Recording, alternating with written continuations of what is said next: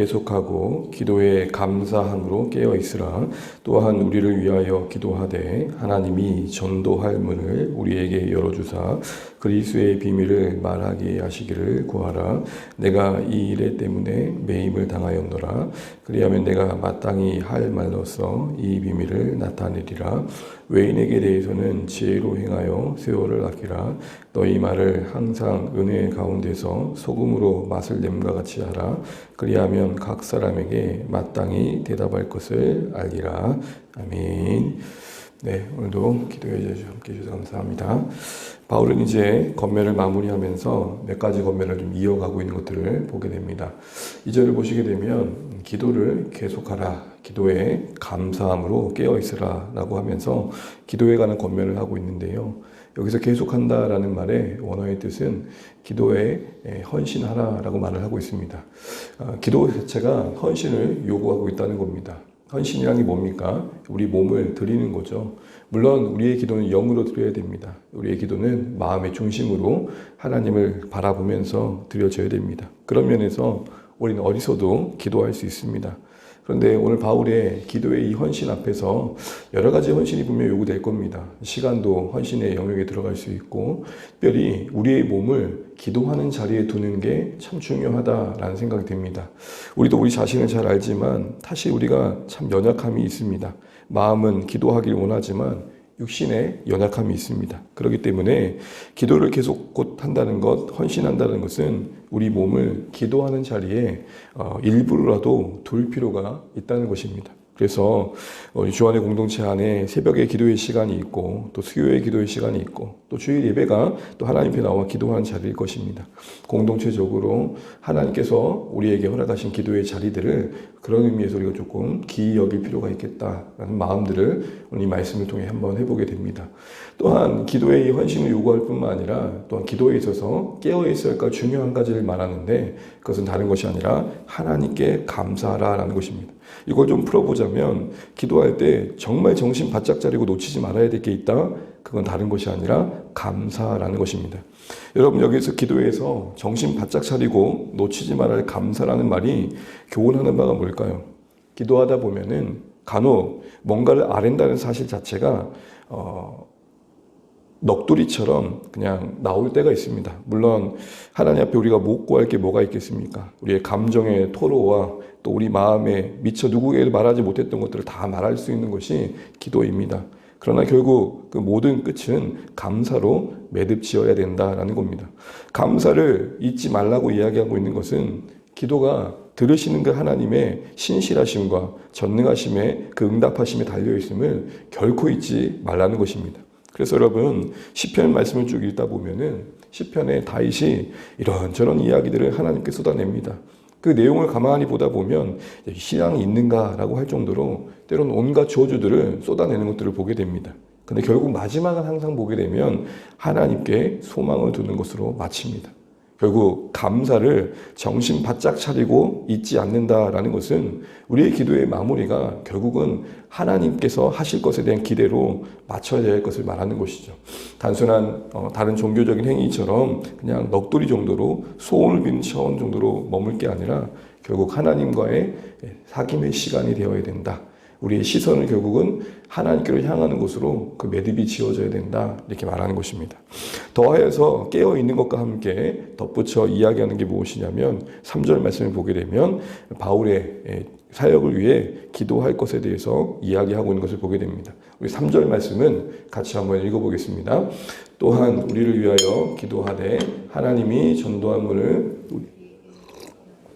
의 비밀을 말하게 하시기를 구하라. 내가 이 일 때문에 매임을 당하였노라. 아멘. 에베소서에도 한번 말씀드렸던 것 같은데 기도와 관련해서 깨어있는다, 우리가 잊지 않고 있는다 라고 말할 때 다루어지는 내용 중에 하나는 그 태도와 자세도 있지만 그 내용면에 있어서 자신을 뛰어넘는 것도 있는 것을 보게 됩니다. 기도가 깨어있다라고 할 때 그 기도가 담고 있는 내용과도 긴밀히 연결되어 있다는 것이죠.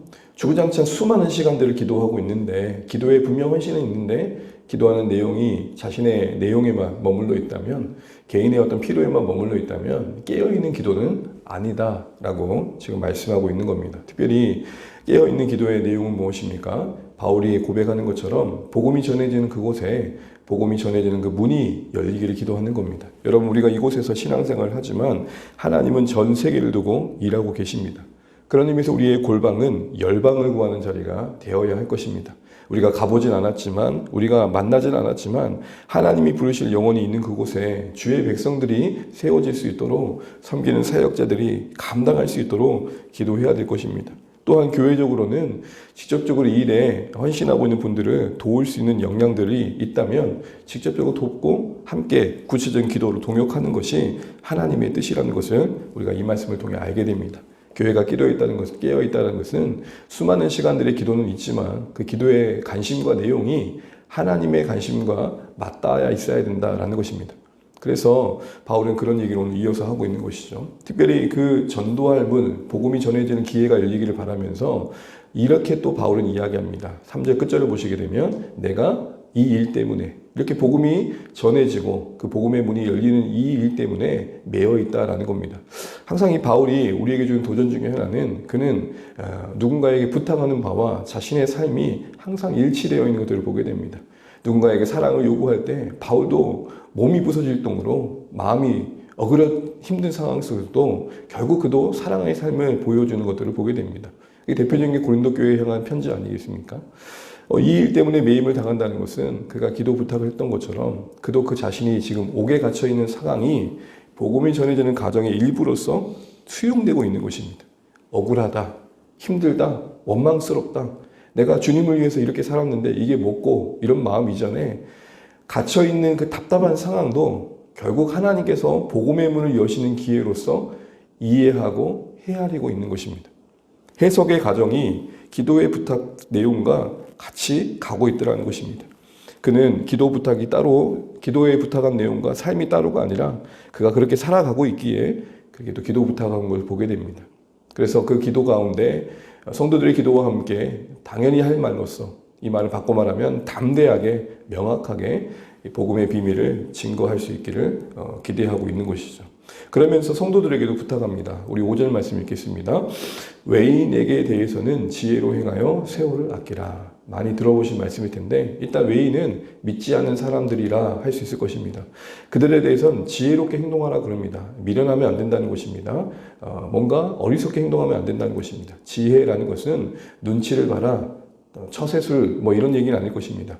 하나님을 경외하는 마음으로 그 관계 속에서 신자다움을 보여라 라는 것일 겁니다. 하나님이 원하시는 모습이 무엇인지를 생각하라는 것입니다.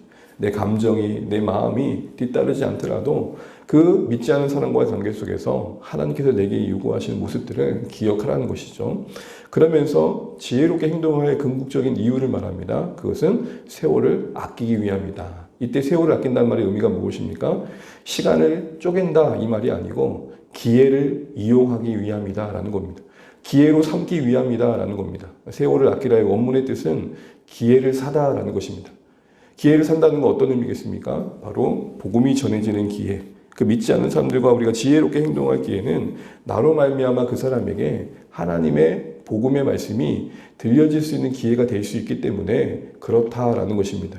우리가 우연이라도 만난 만남 속에서 행동 거지를 하나님의 다스림 아래 두어야 할 이유가 무엇입니까? 때로는 다시 만나지 않을 것처럼 시시비비를 가리며 언성을 높이지 않아야 할 이유가 무엇입니까? 어떤 모습으로 그 영혼을 대면할지 모르기 때문이죠. 불편한 사고의 과정을 통해 만났다 하더라도 그 영혼을 구원할 기회로 삼아야 된다는 것입니다. 이전에 한번 들었던 간증 중에 하나인데요. 모든 만남이 그럴 수 없겠지만 교통사고가 부득이하게 난 상황에서 그 처리 과정에서 가해자에게 목장에 한번 올 것을 권면했던 한 목자님의 간증이 기억이 납니다. 외인에 대해서 우리가 지혜롭게 한다는 게 뭘까요? 이 만남 속에서 하나님 뜻이 무엇일까? 이 만남 속에서 하나님께서 왜 이 사람들을 오늘 이 시간에 이곳에서 만나게 하셨을까를 늘 세월을 아끼는 관점에서 헤아리는 것입니다. 기회로서 바라보는 것입니다. 이 영혼을 오늘 나에게, 우리 교회에 붙여주시려고 이렇게 우리가 만나고 있구나. 이렇게 함께 할 수 있는 시간들이 주어진 거구나. 볼 수 있는 은혜가 필요하다는 것이죠.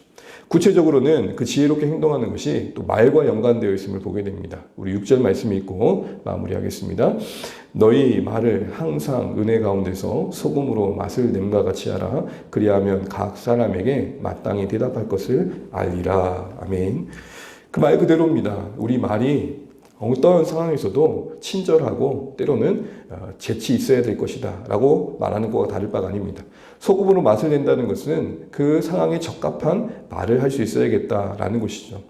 특별히 은혜라는 것은 다른 말로 감사입니다.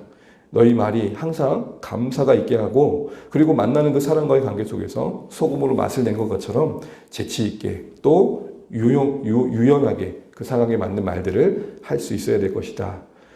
이렇게 말을 하고 있는 것입니다. 이렇게 감사로 뭔가 소금을 맛을 낸 것 같이 은혜롭게 말을 이어갈 때에 결국 각 사람에게 마땅히 대답할 것을 알게 될 것이다 라고 말합니다.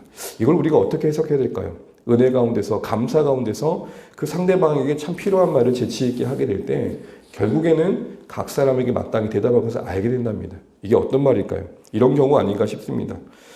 결국 내가 왜 그렇게 말했는지를 후에 알게 된다라는 것입니다. 우리가 가끔 이렇게 대화를 주고받다면 아유 목자님, 옥녀님, 아유 장로님, 권사님, 집사님 그때 그렇게 지나치듯 해주셨던 말씀이 참 저에게 위로가 되었습니다. 이런 말을 우리가 종종 들을 때가 있습니다. 나는 그렇게까지 생각하지 않았지만 결국엔 그게 그 사람에게 마땅히 필요할 말이었던 것이죠.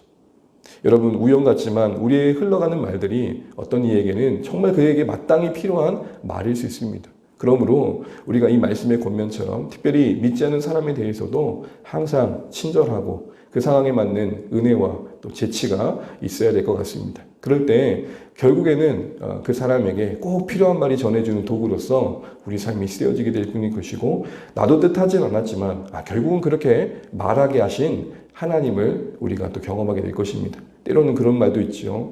조심스럽지만 권면했던 권면이 마침 그 사람의 마음속에 깊이 새겨져서 목사님 그때 해주셨던 말씀 때문에 제가 조금은 더 긴장하고 돌이킬 수 있었습니다. 라는 상황들을 우리가 뒤늦게 알게 됩니다.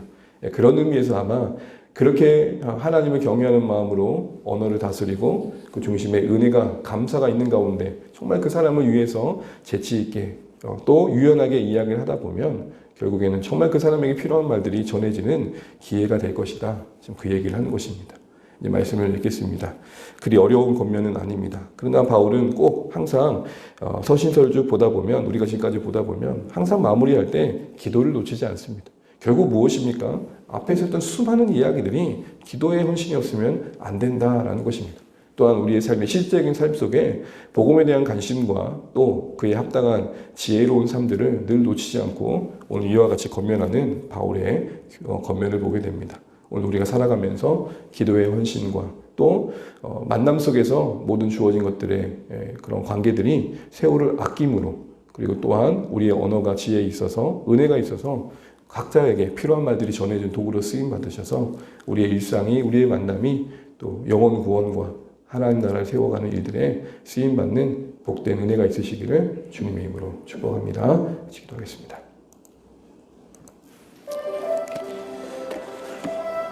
오늘도 주신 말씀 우리가 붙들고 기도하겠습니다. 기도에 헌신이 필요하다 말씀하십니다.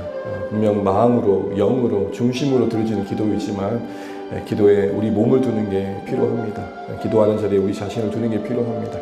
우리 육체의 연약함 때문이라도 하나님을 찾는 자리에 우리 자신을 두는 게 필요합니다. 이를 위해서 우리가 깨어있도록 기도해 주시고 또한 기도 가운데 감사가 깨어있길 원합니다. 이 기도를 들으시는 하나님을 염두해야 될 것입니다. 또한 그 하나님이 원하시는 바를 우리 기도에 담아내야 될 것입니다. 우리의 기도의 내용이 점검되어주셨으면 좋겠습니다. 또한 외인과의 만남 속에서 우리가 은혜가 있길 원합니다. 우리와 별 관계없는 사람들 같지만 그 모든 관계가 세월을 아끼는 곧 영혼 구원의 기회가 되어주면 좋겠습니다. 그를 위해서 우리의 언어에 또 하나님의 간섭하심이 있으면 좋겠고 바울이 이 일 때문에 내가 옥에 갇혔다라고 고백하는 것처럼 우리의 모든 상황들이 복음을 위한 가정으로 거룩을 위한 가정으로 구원과 그 나라를 이루는 가정으로 헤아려 주셔서 하나님 앞에서 하나님을 신뢰하며 모든 상황을 수용해 갈 수 있는 우리 삶이 되면 좋겠습니다. 교회를 기도해 주시고 우리 자녀들이 한 학기를 잘 마무리해 주시고 그들의 미래를 위한 준비의 모든 가정과 만남 위에 주의 축복이 있도록 기도해 주십시오. 또한 몸된 교회의 사랑하는 성도들의 일상을 붙들어 주시고 연약함 가운데서 건져 주시고 주님의 도우심이 임하기를 원합니다. 주일 예배와 또 우리의 목장과 상공부에 주의 은혜가 있도록 기도해 주시고 특별히 한 해를 잘 마무리하고 2024년에 사역들이 또 잘 준비되어질 수 있도록 우리 마음을 하나님께서 모아주시도록 기도해 주시면 좋겠습니다. 다가오는 성탄 그리고 한 해에 또 마무리한 송구 영신 예배, 성찬 예배까지 모든 일정들이 잘 마칠 수 있도록 기도해 주십시오. 교회를 위해서 땅의 이 나라의 민족을 위해서 또 하나님의 국률이 아파하는 그곳에 임할 수 있도록 각자 기도 제목 가지고 기도하시고 오늘도 주와 동행하시는 복된 날 되시기 바랍니다. 기도하겠습니다.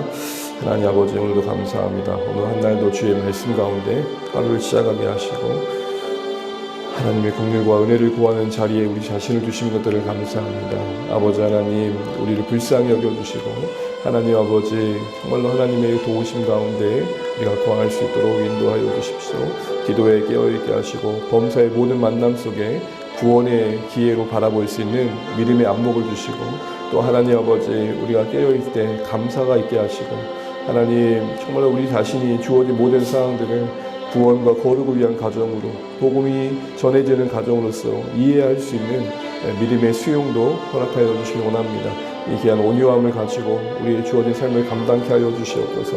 오늘도 우리의 언어에 은혜가 있게 하시고 감사가 있게 도와주시고 특별히 소금을 맛을 더한 같이 재치 있게 하셔서 정말로 상대방에게 또 대화하는 모든 자에게 그들에게 꼭 필요한 말이 전해지는 것들을 또 경험케 하여 주시옵소서. 오늘 우리의 삶이 그렇게 쓰임받길 소원합니다. 하나님 아버지 오늘 이어지는 정말 말씀 앞에 우리 자신을 돌아보게 도와주시고 주의 권면과 지혜의 뜻하심 앞에 우리 자신을 두게 하여 주시옵소서. 아버지 하나님 정말로 하나님의 말씀이 우리를 주장해 가게 하시고 그 뜻하신 바가 우리의 삶을 이끌게 하여 주시옵소서. 하나님 위로부터 모든 신령한 은혜가 우리 가운데 넘치게 하여 주시옵소서. 평강이 우리 가운데 있게 하시고 우리 사랑하는 자녀들 정말 한 학기를 잘 마무리하게 도와주시고 저들 중심에 주님을 경외함이 있게 하시고 저들의 또 취업과 결혼과 만남 위에 주님의 복이 임하게 하여 주시옵소서. 건강을 붙들어 주시고 우리 사랑하는 성도들의 삶의 분통함의 현장에 위로가 있게 하시고 땀 흘리며 수고하는 그곳에 열매가 있게 하시고 주님의 기도하며 구하는 모든 피로들이 채워지게 하여 주시옵소서. 하나님 사랑하는 주의 몸된 교회 예배가 은혜가 있게 하시고 말씀에 기쁨이 있게 하시고 정말로 하나님 아버지 또 함께하는 목장 가운데 그리스도의 몸을 경험하는 위로와 평강이 하나님 충만케 하여 주시옵소서. 우리가 함께 지어져 가게 하시고 말씀 안에 한 물결 되어서 따뜻한 사귐과 성교적 공동체의 아름다움을 구체화해 갈 수 있도록 또 하나님 마지막 한 해의 또 사역들이 일정들이 잘 마무리되게 하시고 말씀과 또 하나님의 은혜 안에서 충만케 하여 주시옵소서. 하나님 성탄이 또 하나님 성부 영신 예배가 주의 은혜 가운데 진행되게 하시고 오신 주님의 그 기쁨이 그 하나님 은혜가 온전히 흘러가게 하여 주옵소서. 하나님 다시 오실 주님을 저 멀리 두지 않게 하시고 우리 가운데 가까이 두며 주의 은혜를 누리게 하여 주시옵소서. 감사합니다. 나라 민족을 붙드시고 주의 은혜가 있게 하여 주시옵소서. 주님 불쌍히 여기시고 또 우리가 섬기는 영혼들을 위해 또 함께 기도할 때 주님 은혜를 베풀어 주시옵소서.